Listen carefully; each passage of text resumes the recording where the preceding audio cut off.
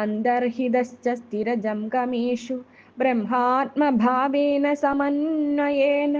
व्याप्त्या व्यवच्छेदमसङ्गमात्मनो मुनिर्नभस्त्वं विदतस्य भावयेत् तेजोबन्नमयैर्भावैर्मेघाद्यैर्वायुनेरितैः न स्पृश्यते नभस्तद्वत्कालसृष्टैर्गुणैः पुमान् स्वच्छः प्रकृतिदस्निग्धो माधुर्यस्तीर्थभूनृणां मुनिः पुनात्यपां मित्रमीक्षोपस्पर्शकीर्तनैः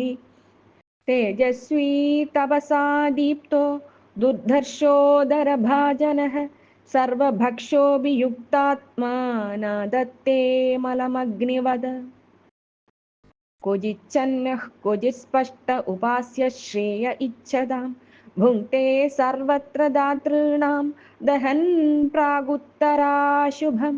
स्वमायया सृष्टमिदं सदसल्लक्षणं विभुः प्रविष्ट ईयते तत्तस्वरूपोऽग्निरिवैधसि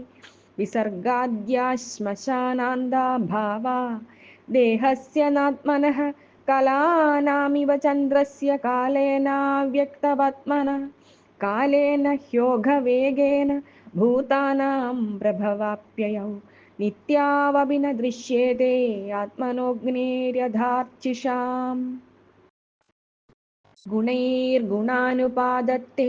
यथा कालं विमुञ्चति न तेषु युज्यते योगी गोभिर्गा इव गोपतिः